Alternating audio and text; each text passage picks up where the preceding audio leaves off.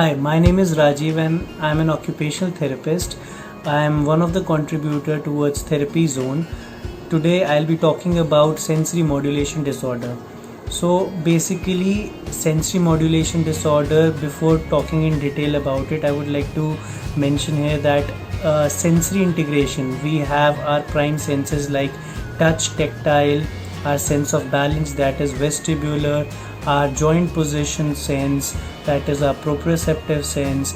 Then we have our visual sense, we have our taste, sense of taste, and auditory sense. So these are the prime senses. When all these senses work in sync with each other, all the information from the external stimuli gets collected and it goes towards the brain, which acts as a central nervous system, central processing center for these senses, that helps you make that picture in your mind and learn through the environment and experiences. So in terms of sensory modulation disorders, any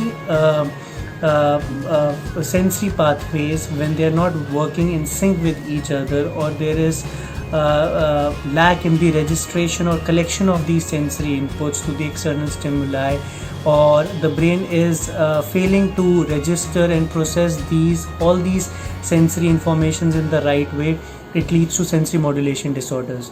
So sensory modulation disorders is primarily divided into three prime categories. One is sensory over responsiveness, that is also called as hyperreactivity. Second category is called sensory under responsiveness, and third is called sensory craving. So we'll be talking about all these three categories in the video. We'll be also coming up with more consecutive videos targeting intervention for these kinds of presentations. So starting first with sensory over responsiveness, or called as hyperreactivity or sensory hyperreactivity.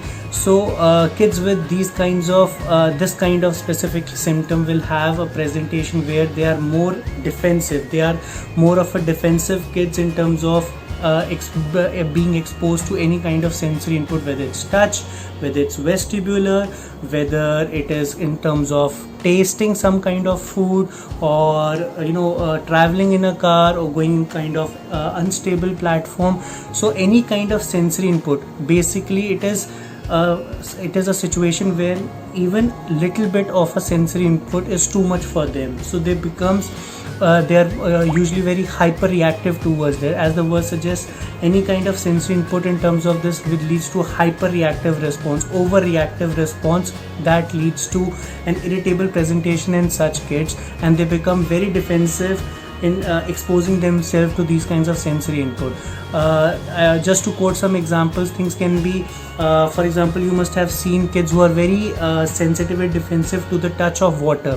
So they'll be traveling at the corners of, when they enter the bathroom, they'll be entering and walking towards the corner of the wall just to avoid the touch of water. In the same way, some kid doesn't like the tags on their t-shirts, or they feel that they are not very comfortable in their shoes, or they doesn't feel like sitting on a grass, and it gives you a very high tactile input.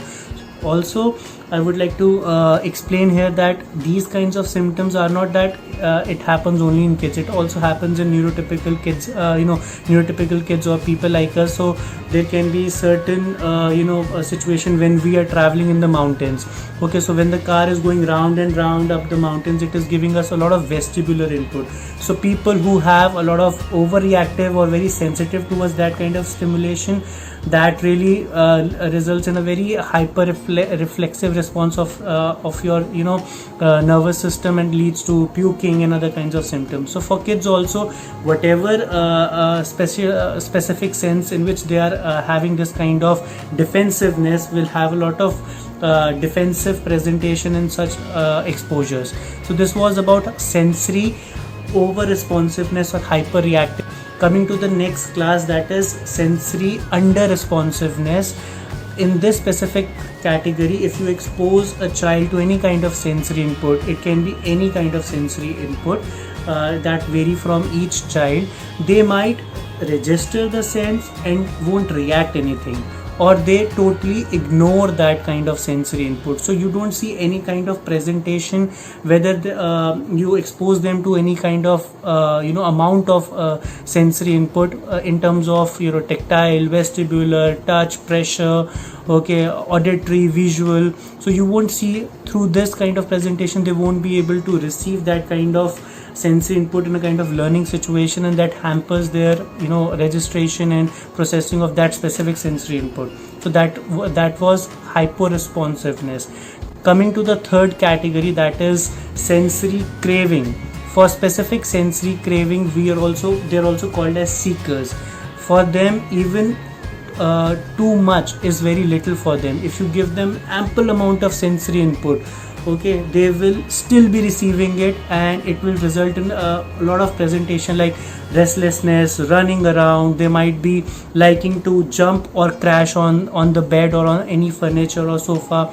They might also bang their body against wall, or when they are walking through a door, they will try to bang themselves to take that pressure input or any kind of sensory feedback. So they will be enjoying it. So these are basically called as seekers.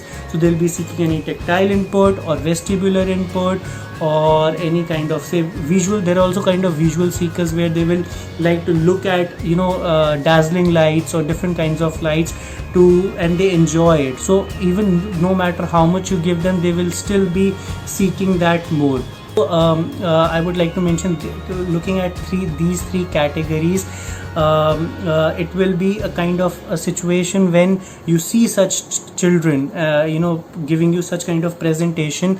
It is not a bible that we take it that okay, if a child is slow walking, he is definitely seeking that pressure, and there is something with respect to proprioceptive.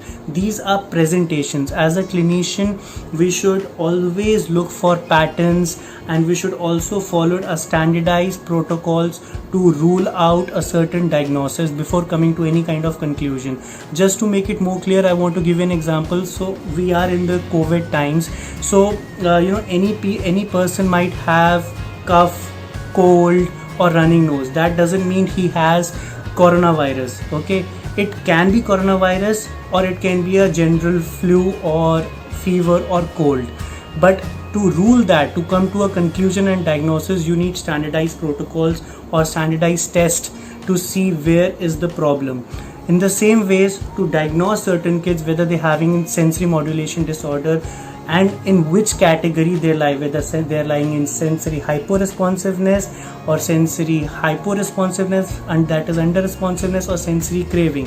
So we have to follow a certain pattern, standardized protocols, observations to rule out and come to a diagnosis or a conclusion. Also, I would like to enrich you with this kind of information that each child can have different kind of presentation. For example, a child may be hyper-responsive or hyper-reactive in auditory, but he might be under-responsive or craving in terms of touch. So each senses can go on any sides, maybe under-responsiveness or over-responsiveness or craving form. So accordingly, we have to see which sense is showing which kind of presentation. So it needs a very good skilled observation and standardized protocols to overrule that. Also, this was overall about the three classification of sensory modulation disorder. We'll be coming up with more videos talking about interventions and further classification and subtypes in sensory modulation disorder. There is another thing that I want to mention here, that whenever we are dealing with such kids, we don't tag and label them as having sensory processing disorders or modulation.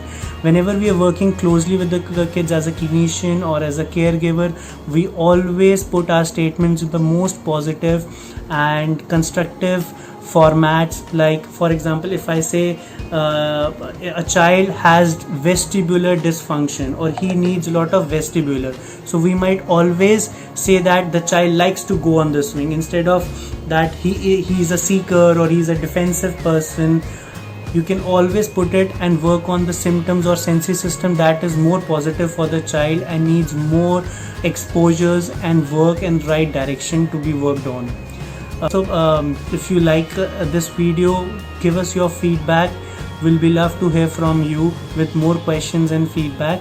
Also, you can follow us on Twitter, Instagram, Facebook, WhatsApp, and send us your queries regarding sensory modulation disorder.